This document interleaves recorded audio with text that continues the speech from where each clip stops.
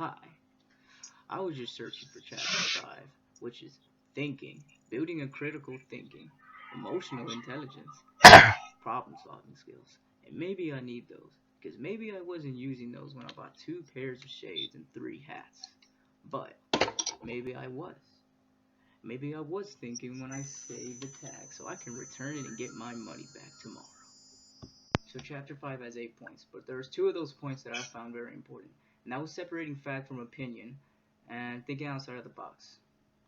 We're looking at things differently, which is looking at things outside of the box can actually help you with making these decisions. They can help you with separating fact from opinion because you're hearing from outside sources. Outside sources are unbiased, or you thinking a different way or putting yourself in another person's shoes is empathy may help you think more like an adult, more mature thinking. So that's basically the gist of chapter 5. It's trying to teach you how to be more mature and not necessarily more adult, because everyone should be thinking this way. Everyone should be making these critical decisions and thinking outside of the box, because it's not only good for you like in school, but it's good for you everywhere. It's good for you at home and with your kids or any sort of situation. It's good to think outside the box.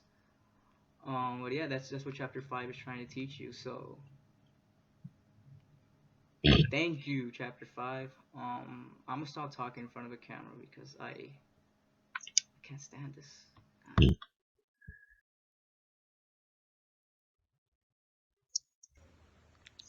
Okay, so I'm going to give you a little breakdown about what I learned from chapter 5. So basically, the whole chapter talks about critical thinking and how we use it to make decisions. Have you ever regretted something you said?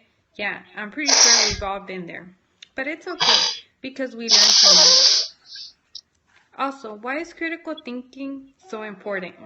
Well, poor critical thinking can lead you to making a rash decision and can even cause you to let your emotions grow.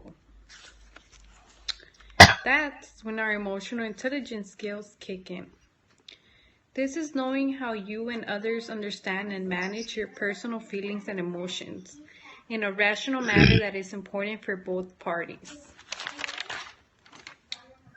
Because, let's suppose, if you get angry, your partner will get angry.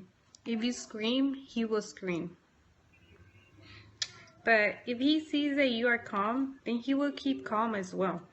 And that is how you learn to identify and solve problems. You stop and evaluate yourself. Okay, I'm having problems with this, but maybe I could do this to fix it. So by thinking about the positives and negatives, we can sometimes find out it's actually not as bad as we thought. So this chapter to me is really about using your brain before speaking. Think about what you are going to say to someone before it's too late. The thing I learned from chapter 5 are critical thinking and emotional intelligence are 2 of the most important parts of your life, and they can affect the way you live your life.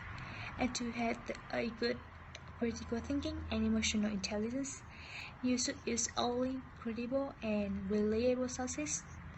Learn to distinguish fact from opinions. Be flexible with your thinking. Try to use the emotional intelligence and restraint. And do not assume. Do the research and ask the questions. And work hard to distinguish symptoms from problems.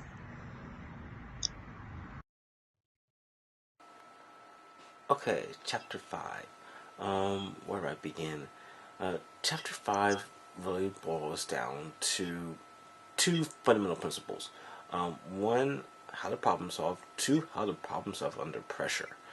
Those are really the 2 key aspects of it. I've talked to a lot of people oftentimes about problem solving in general, and what happens a lot of times that they don't know how to properly take the steps to problem solve. And the thing is, if you don't know how to problem solve, it can really hurt you in terms of knowing how to interact with people, knowing how to handle certain situations. This is especially true when you're in school, when you're in college. You're going to have deadlines come up. You're going to have a lot of assignments piling up. You're going to have tests piling up. You're going to have issues with classmates and issues with work if you're working. And how do you manage all those? The method that I usually take a lot of times when I tell people about problem solving or when they're facing a lot of situations is to calm down, focus, and handle each issue one at a time and knock them down one at a time. You don't want to be overwhelmed by the amount of things that you have to think about or the amount of problems that are ahead of you, because if you do that, you're just going to kill yourself. Another important thing about problem solving is having the tools in order to do that properly. Knowing how to cite your sources when you're doing a paper. Knowing how to know if the sources that you're citing are the proper sources. How do you solve that problem? Really, it's all about having the tools. Identifying the tools necessary to be successful in your academic career, to be successful in your professional career. And all that involves critical thinking skills. All that involves having the emotional intelligence to be able to consciously calm yourself and to follow through to do what you have to do to succeed. And that's what it really boils down to in the long run. Your success is going to be limited by your ability to solve problems and to do so in a logical and calm manner. If you can do those two things, you will be successful.